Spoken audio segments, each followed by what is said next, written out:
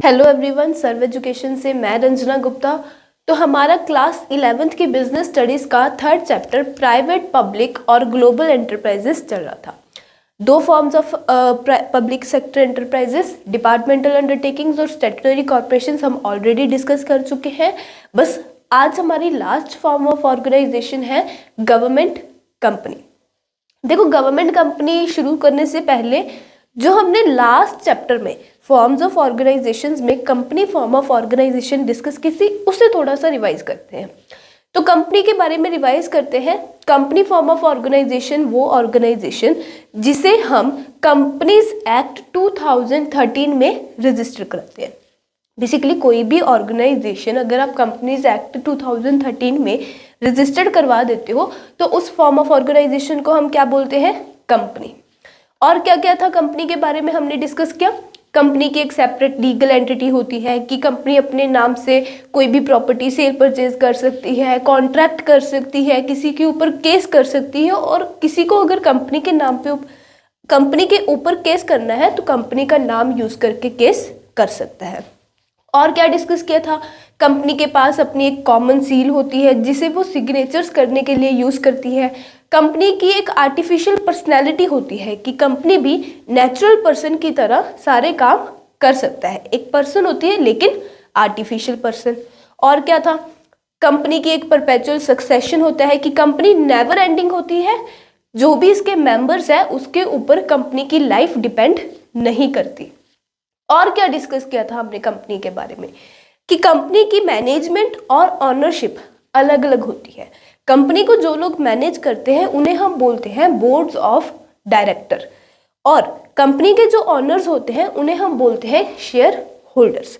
Basically company क्या करती है? अपने शेयर्स इशू करती है। जो भी पर्सन कंपनी के शेयर परचेज करता है वो उतने शेयर के लिए कंपनी का ऑनर बन जाता है और उसे हम बोलते हैं शेयर होल्डर।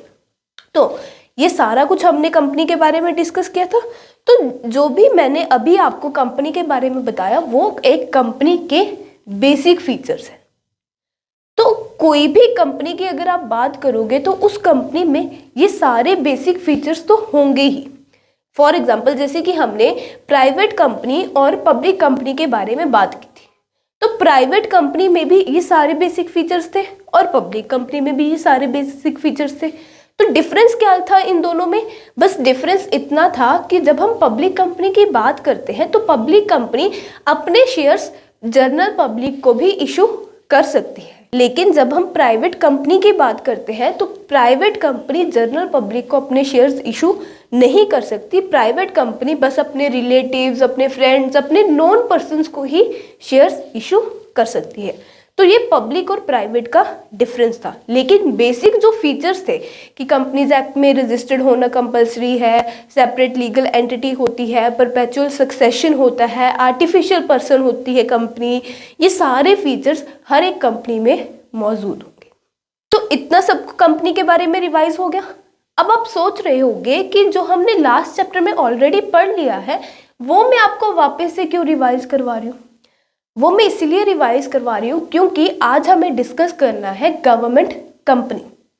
तो कंपनी यहाँ पे भी यूज हो रहा है, तो बेसिक जो फीचर्स हैं कंपनी के वो गवर्नमेंट कंपनी में भी मौजूद होंगे कि कंपनीज एक्ट 2013 में रजिस्टर्ड होगी, सेपरेट लीगल एंटिटी होगी, artificial person, perpetual succession, board of director, share holders, ये सारे फीचर्स गवर्नमेंट कंपनी में भी प्रेजेंट होंगे। तो डिफरेंस क्या है? गवर्नमेंट कंपनी है, हम किस कंपनी को कहेंगे? तो बेसिकली डिफरेंस इसकी शेयर होल्डिंग में है। तो गवर्नमेंट कंपनी हम उस कंपनी को कहेंगे जिस कंपनी के minimum 51% of paid up share capital जो है वो गवर्नमेंट के पास हो। जिस भी कंपनी की मिनिमम 51% शेयर होल्डिंग गवर्नमेंट के पास है वो कंपनी होगी गवर्नमेंट कंपनी। इतनी बात समझ आई आपको? इस जो भी मैंने अभी आपको बताया उसमें से सिर्फ आपको पेड अप वर्ड का मतलब नहीं समझ आया होगा, वो मैं आपको अभी समझाने वाली हूँ कि पेड अप का क्या मतलब है। लेकिन इतना आपको क्लियर हो गया कि जिस भी कंपनी के at least 51% paid up share capital का गवर्नमेंट के पास है वो कंपनी कौन सी होगी? Government company. तो पेड अप कैपिटल का मतलब समझते हैं कि पेड अप कैपिटल का क्या मतलब है, लेकिन उससे पहले कुछ और भी टर्म्स हैं उसे भी समझेंगे। जैसे कि लास्ट चैप्टर में हमने डिस्कस किया था अथोराइज्ड कैपिटल। अथोराइज्ड कैपिटल क्या थी? एक फिक्स अमाउंट जो कि कंपनी रेज कर सकती है एज अ कैपिटल। जब कंपनी रजिस्ट्रेशन करवाती है तो कंपनी को रजिस्ट्रार और कंपनीज के पास ये भी बताना होता है कि मैक्सिमम वो कितनी कैपिटल रेज करेगी, और उस अमाउंट तक ही कंपनी अपनी कैपिटल रेज कर सकती है, उसके बियॉन्ड कंपनी अपनी कैपिटल रेज नहीं कर सकती। तो जितनी भी अमाउंट कंपनी फिक्स करती है वो होती है उसकी अथोराइज्ड कैपिटल। फॉर एग्जाम्पल कि कंपनी ने फिक्स किया कि वो 10 लाख तक ही कैपिटल रेज करेंगे, उसके अलावा कोई भी अमाउंट कैपिटल की वो रेज नहीं करेंगे, तो 10 लाख क्या है? कंपनी की अथोराइज्ड कैपिटल। अब कंपनी कई बार क्या करती है, जो भी 10 लाख की अमाउंट है, पूरी 10 लाख के अमाउंट के शेयर्स पब्लिक को इशू नहीं करती। कभी कभी कंपनीज क्या करती हैं, कम अमाउंट के शेयर्स पब्लिक को इशू करती हैं। फॉर एग्जाम्पल कि कंपनी ने 8 लाख रुपए शेयर कैपिटल के शेयर्स, जो जितने भी शेयर्स बनते हैं वो पब्लिक को इशू करती है। तो जितने भी शेयर्स पब्लिक को कंपनी इशू कर रही है वो होते हैं उसके इशूड शेयर, और उसके बदले जितनी भी कैपिटल होगी उसे हम बोलेंगे इशूड कैपिटल। तो बेसिकली 8 लाख के शेयर्स कंपनी ने इशू किए हैं, तो 8 लाख क्या होंगे? कंपनी की इशूड कैपिटल। अब इस इशूड कैपिटल्स में जितनी अमाउंट जनरल पब्लिक कंपनी को पे कर देती है उसे हम बोलेंगे पेड अप कैपिटल।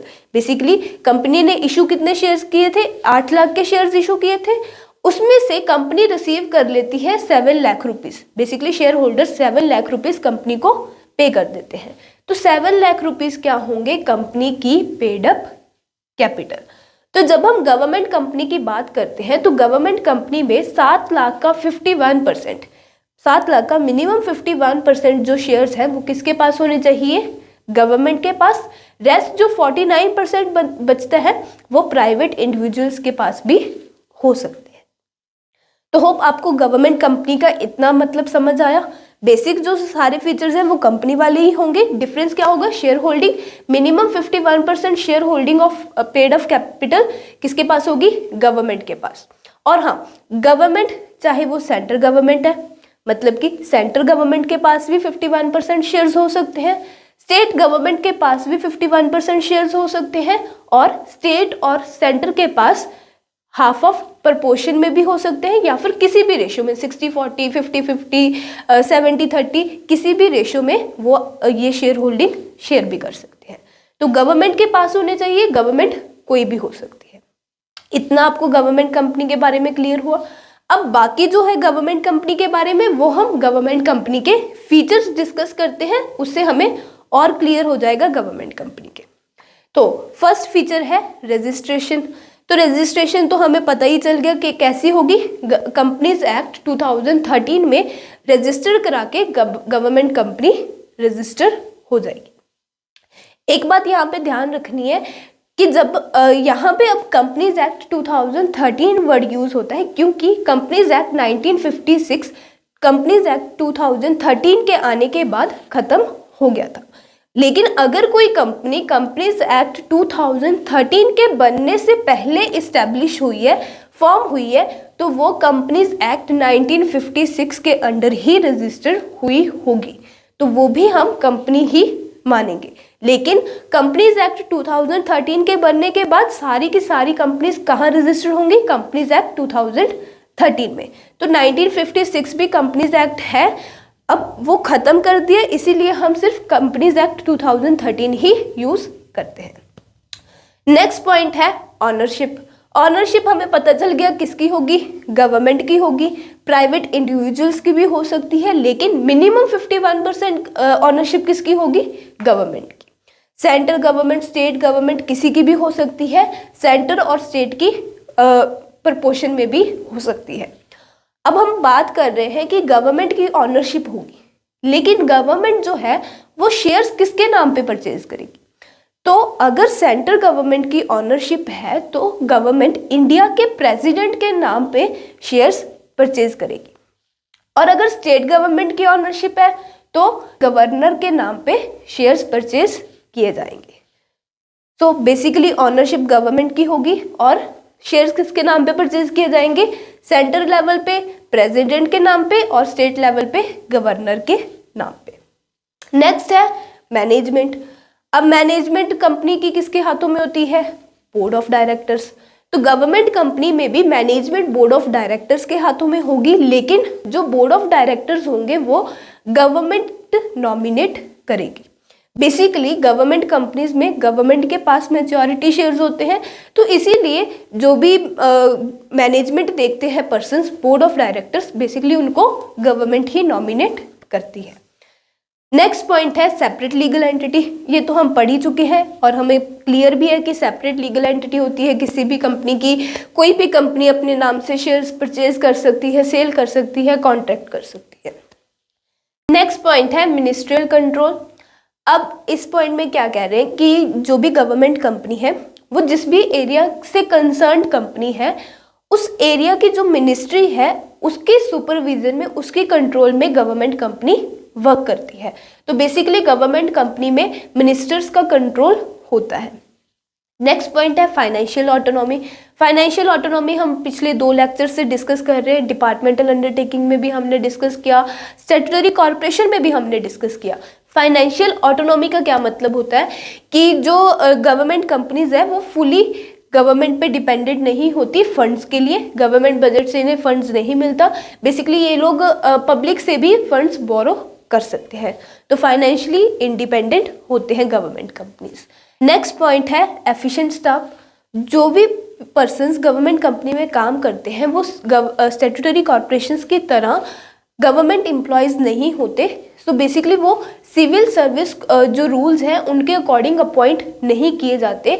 स्टाफ को अपॉइंट करने के लिए गवर्नमेंट कंपनी के अपने रूल्स और रेगुलेशंस हैं और जो भी सैलरी रिलेटेड पॉलिसीज़ हैं वो भी अपनी होती है इनकी। तो बेसिकली ये लोग एफिशिएंट स्टाफ, प्रोफेशनल मैनेजर्स जो होते हैं उन्हें अपॉइंट करते हैं काम करने के लिए, तो इनका जो स्टाफ है वो एफिशिएंट होता है। नेक्स्ट पॉइंट है अकाउंटेबिलिटी। अभी हमने डिस्कस किया कि मिनिस्टर्स का कंट्रोल होता है, मिनिस्टर की सुपरविजन में ये लोग काम करते हैं, तो इनकी जो अकाउंटेबिलिटी है वो भी किसको होती है, उसी मिनिस्टर को होगी। तो ये उसी मिनिस्टर को आंसर करेंगे जो भी ये काम करते हैं उसके रिलेटेड। तो एक बार फीचर्स देख लेते हैं, क्या क्या फीचर्स थे।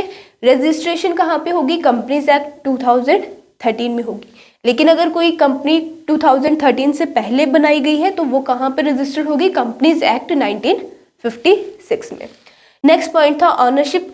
मिनिमम 51% ऑनरशिप गवर्नमेंट की होगी, रेस्ट 49% प्राइवेट इंडिविजुअल्स की भी हो सकती है। नेक्स्ट पॉइंट था management. Management government nominated board of directors देखते हैं। नेक्स्ट है separate legal entity. Next point था मिनिस्ट्रियल कंट्रोल होता है गवर्नमेंट कंपनीज पे। नेक्स्ट पॉइंट था फाइनेंशियल ऑटोनॉमी होती है इनकी डे टू डे वर्किंग्स में। नेक्स्ट पॉइंट था एफिशिएंट स्टाफ काम करता है और लास्ट फीचर था अकाउंटेबिलिटी जो होती है वो कंसर्न्ड मिनिस्ट्री को। अब फीचर्स के बाद डिस्कस करते हैं merits and demerits of the government company. सबसे पहले देखते हैं मेरिट्स क्या है गवर्नमेंट कंपनी के। तो सबसे पहला मेरिट है एडमिनिस्ट्रेटिव ऑटोनॉमी। एडमिनिस्ट्रेटिव ऑटोनॉमी भी हमने लास्ट 2 लेक्चर्स में डिस्कस किया था कि जो भी डे टू डे वर्किंग है उनमें इनके पास ऑटोनॉमी यानी कि इंडिपेंडेंस होती है। गवर्नमेंट का कंट्रोल ज़रूर होता है गवर्नमेंट कंपनी के ऊपर, लेकिन जो भी गवर्नमेंट कंपनी की डे टू डे वर्किंग है उसमें गवर्नमेंट ज़्यादा इंटरफेयर नहीं करती। सो डे टू डे वर्किंग में इनके पास जो होती है वो इंडिपेंडेंस होती है। नेक्स्ट पॉइंट है ग्रेटर फ्लेक्सिबिलिटी। ग्रेटर फ्लेक्सिबिलिटी भी हम डिस्कस कर चुके हैं। ग्रेटर फ्लेक्सिबिलिटी क्यों होती है, क्योंकि इनकी जो डे टू डे वर्किंग है उनमें गवर्नमेंट की इंटरफेरेंस नहीं होती। फाइनेंशियली ये लोग गवर्नमेंट के ऊपर डिपेंडेंट नहीं होते, तो जो भी डिसीजंस हैं वो फ्लेक्सिबली इजीली ये लोग ले सकते हैं without any government permission, without any government interference. तो गवर्नमेंट कंपनीज में ज़्यादा फ्लेक्सिबिलिटी होती है। नेक्स्ट पॉइंट है एफिशिएंट स्टाफ। एफिशिएंट स्टाफ अभी हमने फीचर्स में भी डिस्कस किया कि गवर्नमेंट कंपनीज में एफिशिएंट स्टाफ यानी कि मोर एक्सपीरियंस्ड, मोर प्रोफेशनल पर्सन्स काम करते हैं और जो भी इनके रूल्स और रेगुलेशंस होते हैं वो भी गवर्नमेंट कंपनी खुद ब खुद बनाती है, वो सिविल सर्विसेज कोड को यूज़ नहीं करती। नेक्स्ट पॉइंट है कोलैबोरेशन। अब गवर्नमेंट कंपनी में हमने क्या डिस्कस किया कि 51% मिनिमम 51% गवर्नमेंट की शेयर होल्डिंग होनी चाहिए, बाकी जो है वो प्राइवेट इंडिविजुअल्स की भी हो सकती है। तो बेसिकली गवर्नमेंट कंपनी जो है वो गवर्नमेंट प्लस प्राइवेट इंडिविजुअल दोनों का एक्सपीरियंस, दोनों की टेक्निकल नो हाउ यूज करके काम करती है। और तो और गवर्नमेंट कंपनी प्राइवेट इंडिविजुअल्स के साथ, प्राइवेट एंटरप्राइजेस के साथ कोलैबोरेट करके भी काम कर सकती है। तो वो अलग से प्राइवेट एंटरप्राइजेस के एक्सपीरियंस, नो हाउ को यूज कर सकती है। तो ये भी क्या है, गवर्नमेंट कंपनी का एक बेनिफिट हो जाता है। तो ये 4 ही इसके मेरिट्स दिए हुए हैं हमें। क्या क्या है, एडमिनिस्ट्रेटिव ऑटोनॉमी होती है इनके काम में, ग्रेटर फ्लेक्सिबिलिटी होती है, एफिशिएंट स्टाफ काम करता है, और कोलैबोरेटिंग, ये प्राइवेट एंटरप्राइजेस के साथ कोलैबोरेट करके भी काम कर सकते हैं। तो अब मेरिट्स के बाद डिस्कस करते हैं डीमेरिट्स ऑफ गवर्नमेंट कंपनी। तो सबसे पहला पॉइंट है autonomy on the papers only. ये वाला पॉइंट हम स्टैट्यूटरी कॉर्पोरेशंस में भी डिस्कस करके आ चुके हैं कि जो इंडिपेंडेंस की बात हम कर रहे हैं वो इंडिपेंडेंस इतनी भी ज़्यादा नहीं होती। Basically government he board of directors को नॉमिनेट करती है और मिनिस्टर्स का कंट्रोल भी पूरा होता है गवर्नमेंट कंपनी पे। तो ऑटोनॉमी होती तो है लेकिन ज़्यादा नहीं होती। सो ये इसकी डीमेरिट है कि ऑटोनॉमी सिर्फ कहने के लिए, एक्चुअल में ऑटोनॉमी नहीं होती। नेक्स्ट पॉइंट है पॉलिटिकल इंटरफेरेंस। गवर्नमेंट कंपनीज जो काम करती हैं वो मिनिस्टर्स के कंट्रोल में, मिनिस्टर के सुपरविजन में काम करती है। तो बेसिकली जो भी मिनिस्टर्स हैं उनका इंटरफेरेंस गवर्नमेंट कंपनी में रहती ही है। तो ये भी इसकी एक डीमेरिट है। नेक्स्ट पॉइंट है board packed with government representatives. अब इसका क्या मतलब है, देखो जो बोर्ड ऑफ डायरेक्टर्स होते हैं उन्हें गवर्नमेंट नॉमिनेट करती है। तो बेसिकली गवर्नमेंट अपने रिप्रेजेंटेटिव्स भेजती है मैनेजमेंट के लिए गवर्नमेंट कंपनी में। तो वो रिप्रेजेंटेटिव्स गवर्नमेंट के अकॉर्डिंग ही सारी मैनेजमेंट करते हैं। तो इसीलिए ये भी इसकी डीमेरिट है कि बोर्ड ऑफ डायरेक्टर्स जो है वो गवर्नमेंट के अकॉर्डिंग सारा काम करते हैं, कंपनी के बेनिफिट्स के लिए नहीं। जो भी गवर्नमेंट कहती है उन्हें करने के लिए, उसके अकॉर्डिंग वो सारा काम करते हैं। तो ये थे गवर्नमेंट कंपनी के डीमेरिट्स। आज हमने गवर्नमेंट कंपनी क्या होती है, गवर्नमेंट कंपनी के फीचर्स क्या है, गवर्नमेंट कंपनी के मेरिट्स और डीमेरिट्स, ये सारे टॉपिक्स डिस्कस किए हैं। तो होप आपको गवर्नमेंट कंपनी क्लियर हो गया होगा। अगर आपको कोई भी डाउट हो गवर्नमेंट कंपनी के बारे में तो आप हमें कमेंट सेक्शन में अपनी क्वेरी पूछ सकते हो, या फिर डिस्क्रिप्शन में मेंशन्ड अकाउंट्स के थ्रू भी आप हमें मैसेज करके अपनी क्वेरी सॉल्व कर सकते हो।